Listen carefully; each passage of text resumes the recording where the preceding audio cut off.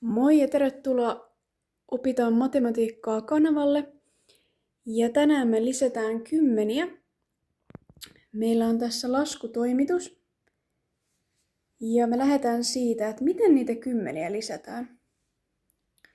Meillä on tässä tämmöinen luku kuin 32 plus 20. Mä alleviivaan tän kolmosen täältä. Ja tän kakkosen. Koska me lasketaankin tää kolmonen ja kakkonen yhteen. Ja mitäs se tekeekään? No sehän tekee 5. Sitten me laitetaan tänne vastaukseen 5. Sen jälkeen me katsotaan, että täällä on 2 ja täällä on 0. Me lasketaan taas nämä numerot yhteen. Ja vastauksessahan tulee 2. Eli laitetaan tänne 2 näin. Eli näin me saadaan vastaus nopeasti. Eli ei tarvitse osata päässä laskea tätä 32 plus 20, vaan ensin lasketaan ensimmäinen luku ja sen jälkeen lasketaan toinen. Me voidaan myös käyttää apuna leikkirahaa. Mulla on täällä tämmönen leikkirahataulukko. Eli me voitais myös tehdä näin. Eli tänne tulee 30.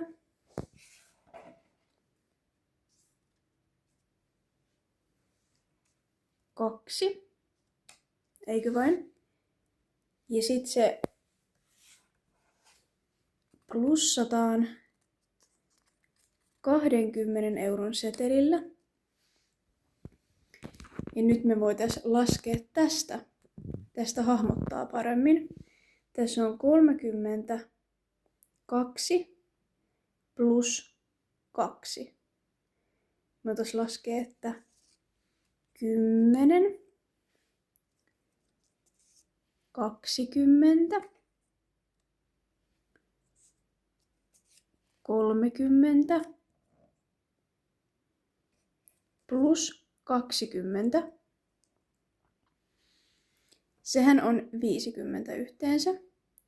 Ja sitten me lisätään vaan tää 2 tähän, eli 52.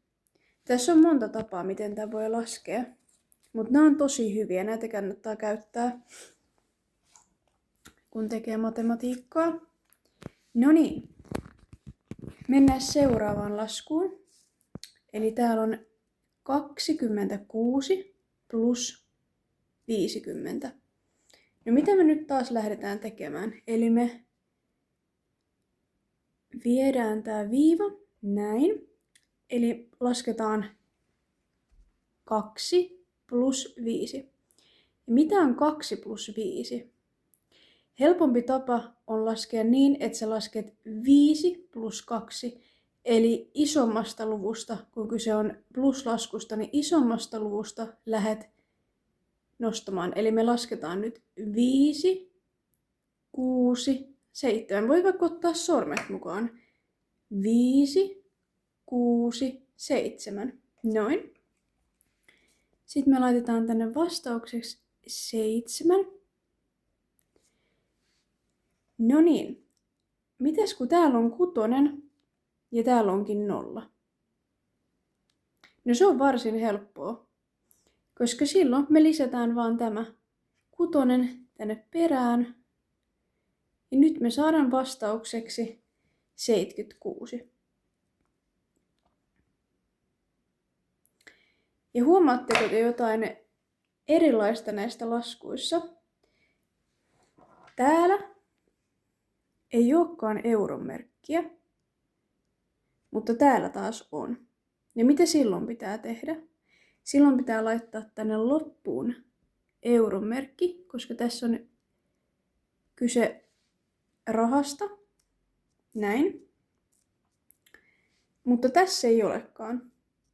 Tää on vain pluslasku. Ei tarvitse laittaa